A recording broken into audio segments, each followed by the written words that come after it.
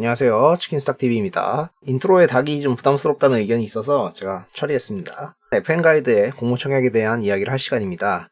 FN가이드와 YZFN은 금융회사 사람이라면 누구나 다 아시는 회사들이죠.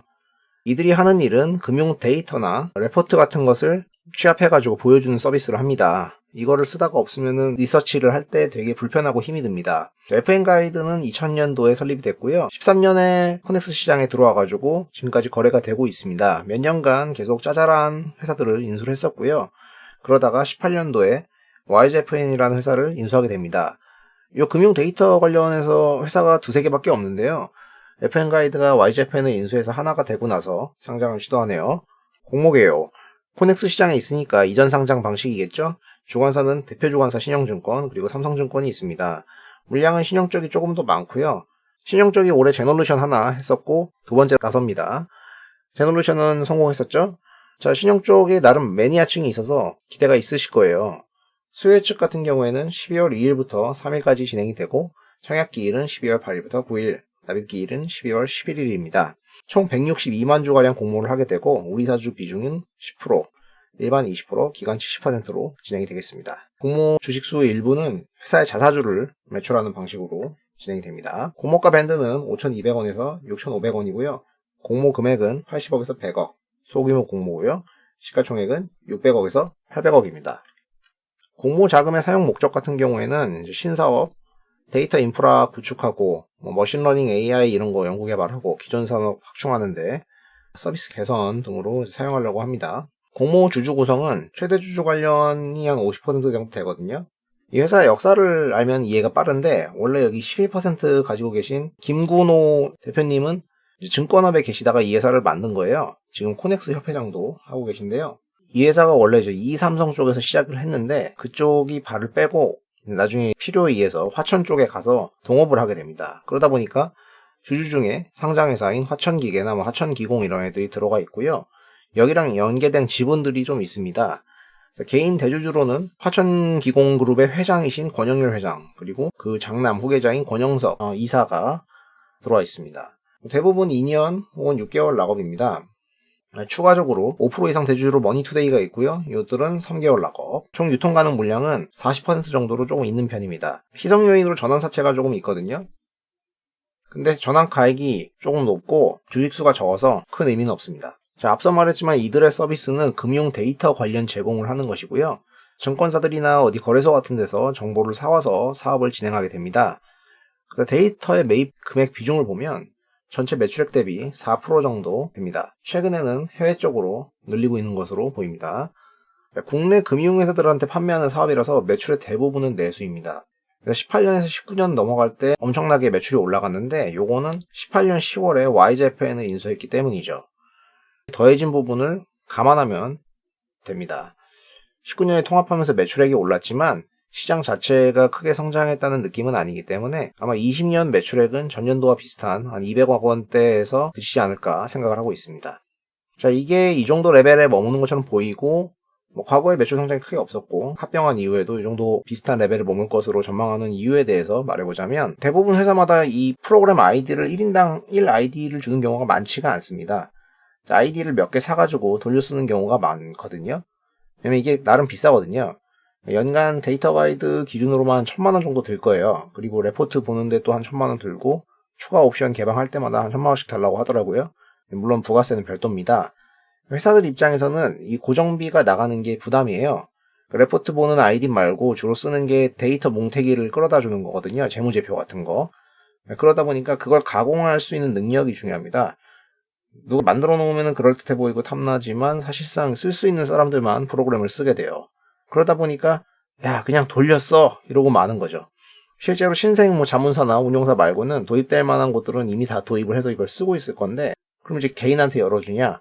그거는 쉽지 않을 것 같고 열어준다고 해도 개인들이 돈 1,000만원 쓰면서 데이터 몽태기를 받으려고 올 가능성도 되게 낮겠죠. 근데 그래도 여기 더해질 당시에는 60억 정도 매출이 더해졌는데 좀 더 많이 증가했잖아요. 그럼 요게 왜 이렇게 증가했냐? 원래 FN가이드 쪽 프로그램이 데이터 가이드입니다. 그리고 YZFN 쪽이 퀀트와이즈라는 프로그램을 쓰거든요. 근데 얘가 얘를 인수했단 말이에요. 둘 다 프로그램을 써보는 입장에서는 퀀트와이즈가 편해요. 그리고 얘가 후발주자였거든요. 그래서 가격도 얘보다 훨씬 쌌어요. 근데 얘가 얘를 인수했단 말이에요. 프로그램 인터페이스가 더 불편하고 안 좋은 애가 좋은 애를 인수했어요. 그럼 두 회사를 합쳤으니까 이제 어떻게 되냐. 프로그램도 합쳐서 원툴 베이스로 가냐. 뭐 그러지는 않았고 얘 싼 애의 가격을 이제 올려버렸습니다. 그래서 얘랑 가격이 좀 똑같아요. 그러니까 단순히 인수해서 더해지는 거 외에 매출이 조금 증가한 효과가 있었다고 생각을 하시면 될 것 같습니다. 또 IT 회사 같은 경우에는 이렇게 가격 올리면은 효과가 바로 반영되잖아요. 그 부분이 좀 크게 작용했을 거예요. 또 최근에 계속 추가로 신메뉴 같은 거 갖다 붙이는 거 있거든요. 그런 거 효과도 있을 거라고 생각하시면 됩니다. 자, 매출 구성의 65% 정도가 이런 금융정보 서비스를 제공하는 것이고요. 나머지 15% 정도가 인덱스, 민간 지수를 만들어서 파는 거, 그리고 소액의 펀드 평가 이렇게 구성이 되어 있습니다. 추가적으로 기타 귀요 및 자회사들이 좀 있는데요. 금액들이 좀 작아요. 관계 기업으로 돼 있어서 지분법으로 들어오게 되는데 보면 그냥 다 합해서 빵이라고 생각하시면 돼요. 지분법도 뭐 다 합해서 빵. 전체적인 실적 같은 경우에는 정말 변화가 없었다. 18년까지 매출액이 거의 100억 레벨에서 머물러 있는 것을 확인하실 수 있거든요. 그리고 영업이익은 왔다 갔다 했는데 10억에서 한 20억 정도 사이를 유지했습니다. 근데 인수 효과로 19년도에 매출액이 뛰었고 영업이익도 올라왔다. 합병하고 나서 체질 개선으로 추가적으로 이게 개선되는 부분을 확인해야 됩니다. 그래서 올해 분기로 보면은 3분기까지 매출액은 그대로인데 어떤 비용이 줄었어요. 비용이 줄면서 영업이익이 이렇게 크게 개선되는 모습을 보입니다. 뭐가 비용이 줄었는가 확인을 해보니까 지급수수료 항목이 크게 떨어졌어요. 어떤 비용을 깎은 것 같습니다. 같은 업을 하는 회사 둘이 합쳤으니까 공통되는 비용 같은 게 있었을 거거든요. 그러니까 매출은 늘리기가 쉽지 않은 구조인데 인수해서 겹치는 비용 같은 걸 줄여나가서 수익성을 개선을 했다라고 생각을 하면 될 것 같아요. 올해 연간 매출액은 작년하고 비슷한 수준의 220억 정도 나온다고 치고 현재까지의 영업비용을 감안해가지고 이익을 산출해보면 영업이익 대략 50억, 지배순이익은 한 45억 정도 나올 것 같습니다. 법인세 같은 경우는 평균이 한 5% 정도를 적용했습니다. 이렇게 되면 합병 효과는 있는 거죠. 자, 피어 그룹을 보면은 데이터 관련 회사들하고 프로그램 서비스하는 회사들을 골라왔어요. 이 중에서 나이스 평가정보, 이크레더블, SCI 평가정보, 웹캐시, 위세하이텍, 더존비주원 이런 애들을 골랐는데요. 얘랑 얘는 이제 프로그램에 가깝고 성향도 좀 다르고 퍼도 높으니까 제외했습니다. 남은 애들 평균 퍼가 24배예요. 이걸 적용해가지고 평가를 하니까 주당 평가액은 7,800원 정도가 나왔습니다. 할인율은 16%에서 33%를 적용했고 밴드가가 산출되었습니다. 이들의 실적을 좀 보고 가면 얘랑 얘는 이제 나이스 그룹 애들인데 나이스 그룹 애들은 워낙 알아서 잘 하는 애들이니까 매출액 잘 올라오고 있고 영업이 잘 올라오고 있죠. 얘도 올라오고 있습니다. 올해 분기까지도 하던 만큼은 다 했어요. 조금 증가하거나 비슷비슷한 수준이거나. 그래서 시장에서도 늘 좋아하고 관심이 많습니다. SCI 평가정보 이쪽은 제가 아는 분이 인수를 한 회사인데 테마를 타고 오르락내리락 했습니다. 비트코인 테마도 있었고 최근에는 토스에서 인수한다고 했다가 불발되기도 한 회사예요. 회사가 어떻게 턴어라운드를 해가지고 이익은 많이 올라왔습니다. 올해도 턴어라운드 효과가 보이고 있고요. 위세하이텍 이쪽은 데이터 분석, 머신러닝 같은 거 한다는 회사인데 매출액하고 영업이익은 꾸준히 잘 늘고 있다. 자, 이들의 시가총액과 영업이익 배수를 보겠습니다. 대략 POR 기준으로 봤을 때 15배, 많이 나오면 20배, 근데 대략 15배 정도로 보이죠. FN가이드가 올해 한 예상치대로 나온다고 치고 이거에 15배 정도를 가정하면은 750억 정도가 될 텐데 공모가 상당 부근이어서 공모가가 적정가 정도다 생각하시면 될 것 같습니다. 자, 이들의 이익과 시가총액이 비슷한 애들을 19년도까지만 봤을 때는 얘 FN가이드랑 위세하이텍하고 좀 트렌드가 비슷하잖아요. 위세하이텍 시가총액이 한 760억 정도가 지금 되고 있거든요. 그럼 요 부분이거나 올해 이익이 개선될 걸로 예상되는 부분을 감안하면 조금 더 위일 거고 그 더 위로 튈 수 있냐 정도가 남았습니다. 개인적으로는 20년에 회사가 비용을 쥐어짠 게 내년에도 똑같이 할 수는 없다고 생각을 하거든요. 그리고 성장성 같은 경우는 뭐 업계 사람들 다 아시겠지만은 저성장이고 이런 내용들은 좀 별로로 보이지만 얘네가 100억 미만의 소규모 공모를 하고 있고 실패 가능성이 낮기 때문에 늘 하는 베팅 정도 하시면 된다고 생각합니다.